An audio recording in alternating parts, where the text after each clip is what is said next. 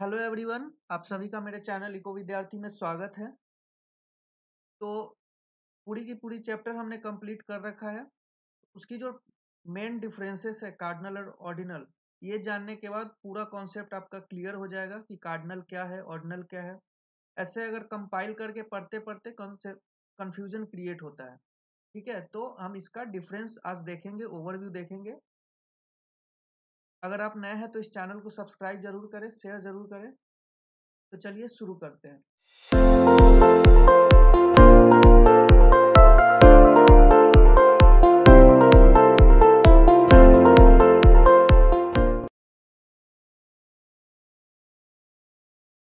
Cardinal and indifference curve approach.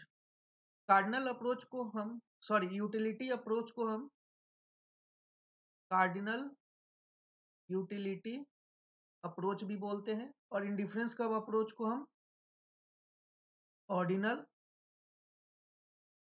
Utility approach भी बोलते हैं। ठीक है।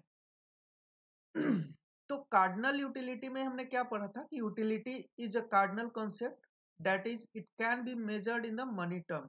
ठीक है, मतलब कार्डिनल यूटिलिटी जो है ये आपका न्यूमेरिकल टर्म में भी मेजर किया जा सकता है। ठीक है, जैसे कि मान लेते हैं हमने एक गिलास वाटर को कंज्यूम करा।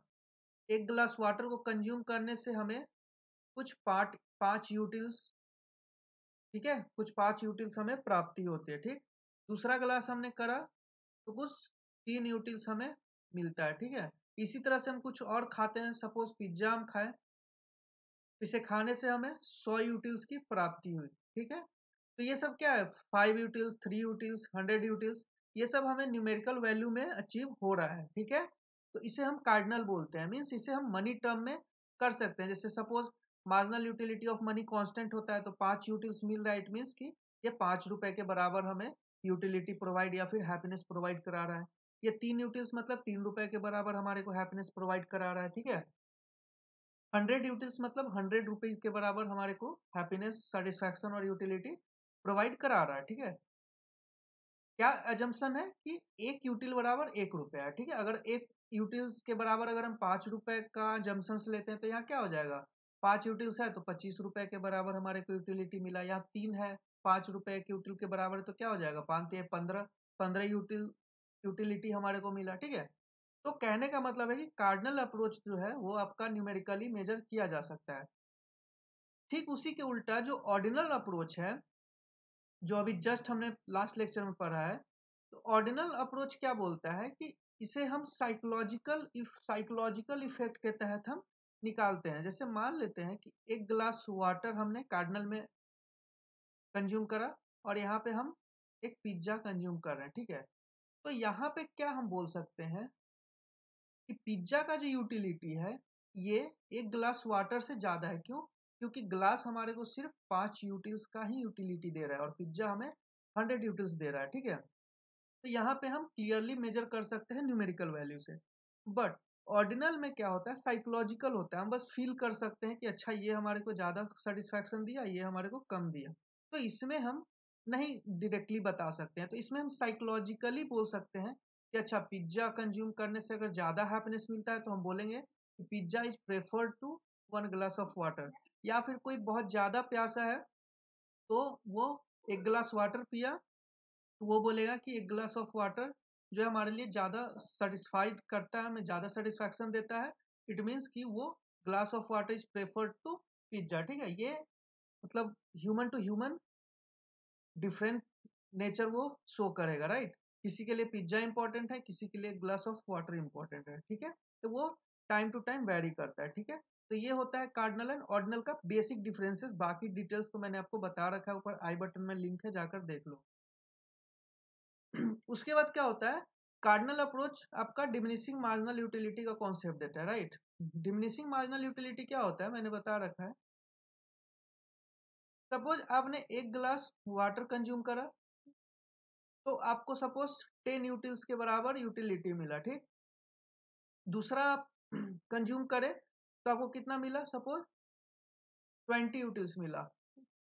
तीसरा आप करा तो सपोज कितना मिला, 30 7 यूटिल्स मिला। ठीक है, तो क्या हो रहा है कि पहले आपने 10 मिला, सेकेंड में आपको 20 मिला, थर्ड में आपको 37 मिला। ठीक है, बट आप अगर इसका डिफरेंस देखें तो क्या है, इसमें 10 का डिफरेंस है और इसमें कितना है,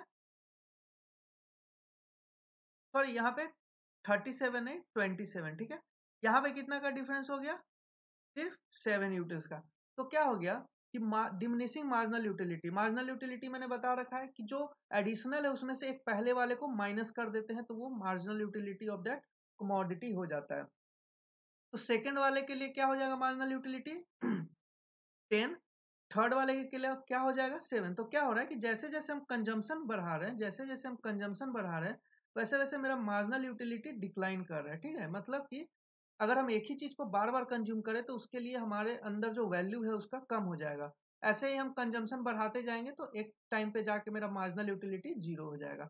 ये टोटल यूटिलिटी आपको बढ़ते हुए दिख रहा है कि चलो यहाँ पे 10, फिर इसको मिला के 20, फिर इसको मिला के 27, बट क्या है मार्जिनल ये डिक्रीजिंग रेट से हो रहा है। ठीक है, 10 बढ़ा, फिर क्या हो गया 7 ही बढ़ा, तो ये मार्जिनल यूटिलिटी आपका डिक्लाइन कर रहा है। तो कार्डिनल यूटिलिटी यही कहता है कि diminishing marginal utility means as you consume more and more of the commodity, you feel that the value of that commodity will feel goes on decline, right? जैसे जैसे आप कंज्यूम करोगे उसके लिए आपकी वैल्यू डिक्रीज होते जाएगी और मार्जिनल यूटिलिटी डिक्रीज होते जाएगी। ठीक है,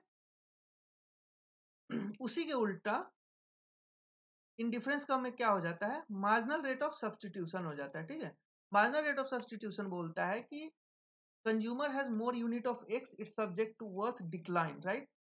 तो यहाँ पे क्या होता है, ये तो आपका न्यूमेरिकल वैल्यू में दिख जाता है कि 10 यूटिल, 20 यूटिल्स, 27 यूटिल, बट ऑर्डिनल में हमने क्या बोला था, साइकोलॉजिकल इफेक्ट होता है। साइकोलॉजिकल में हम कैसे दिखा सकते हैं, तो साइकोलॉजिकल में कुछ बंडल्स दिया हुआ है उसे हम कंज्यूम करते हैं, राइट? तो उसमें हम क्या सेटिस्फैक्शन गेन कर रहे हैं, उससे क्या डिक्रीज हो रहा है या इंक्रीज हो रहा है, तो वो हम देखते हैं। तो मार्जिनल रेट ऑफ सब्स्टिट्यूशन क्या कहता है कि if you want to consume one extra unit of X, you have to sacrifice some amount of the Y, right? क्योंकि इसमें आपको कांस्टेंट दिया रहता है इनकम, कि आपको एक गिवन इनकम में से ही कंज्यूम करना है। तो आप बहुत सारा वाई बहुत सारा एक्स दोनों कंज्यूम नहीं कर सकते, आप एक ज्यादा कंज्यूम करना है तो एक को सैक्रिफाइस करना ही पड़ेगा। तो यही बोलता है marginal rate of satisfaction, marginal rate of sacrifice, right? Satisfaction, marginal rate of satisfaction, कि आपको अगर एक एक्स्ट्रा यूनिट कंज्यूम करना है तो आपको अगर एक extra unit of x consume करना है, राइट? ये x1 x2, तो आपको इतना अमाउंट ऑफ y को सैक्रिफाइस करना पड़ेगा। ठीक है, तो यही बोलता है MRS, marginal rate of substitution, कि एक एक्स्ट्रा यूनिट ऑफ एक्स के लिए आपको इतना अमाउंट ऑफ वाई सैक्रिफाइस करना पड़ेगा।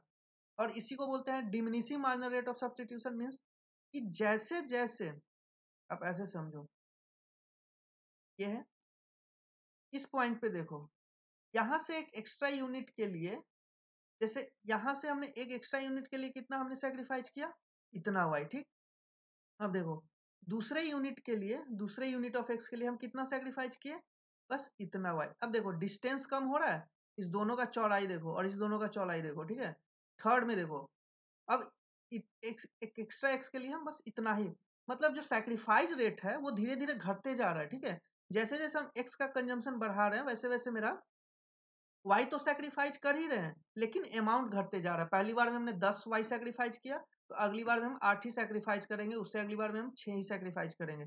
ऐसा क्यों होता है, क्योंकि हम जैसे जैसे एक्स का कंजम्पशन बढ़ाते जाते हैं, मेरा marginal utility of X decrease होते जाता है और marginal utility of Y increase होते जाता है। मतलब कि मैंने बताया कि जैसे जैसे आप किसी चीज को कंज्यूम करते हो तो उसका वैल्यू आपके लिए घटते जाता है। ठीक है, और जिसका कंजम्पशन आप घटाते जाते हो उसका वैल्यू आपके लिए बढ़ते जाता है। मतलब यहाँ एक्स का कंजम्पशन बढ़ा रहे हैं तो एक्स जैसे जैसे बढ़ेगा मेरा उसके लिए वैल्यू घटते जाएगा, और वाई जैसे जैसे हम घटाते जाएंगे, मतलब कंजम्पशन घटा रहे हैं तो उसका मेरा वैल्यू बढ़ते जाएगा। इसलिए हम जैसे जैसे एक्स बढ़ेगा हम वाई का जो सेक्रीफाइस रेट है वो हम घटाते जाएंगे। क्यों? क्योंकि वो अब मेरे लिए ज्यादा वैल्यूएबल बनते जा रहा है। ठीक है, ज्यादा डिटेल में अभी नहीं समझना है, ये तो सब समझा रखा हूं मैं।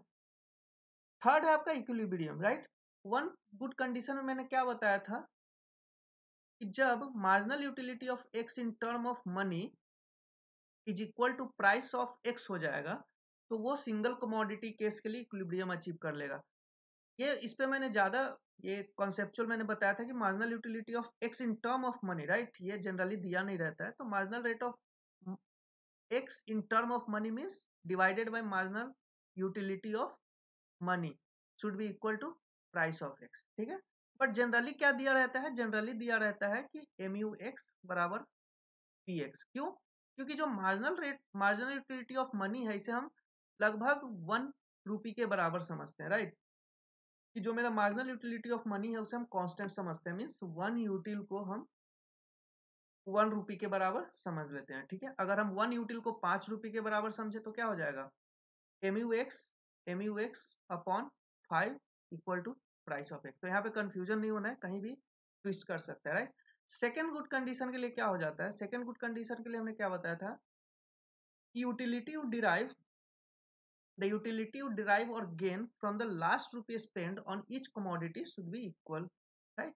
जैसे x के लिए हमने बताया कि marginal utility gain from the x commodity by spending the last unit of rupee should be equal to the utility you derived from another commodity by the last rupee spent on that commodity। और ये सब किसके, marginal utility of money के बराबर हो जाएगा, ठीक है।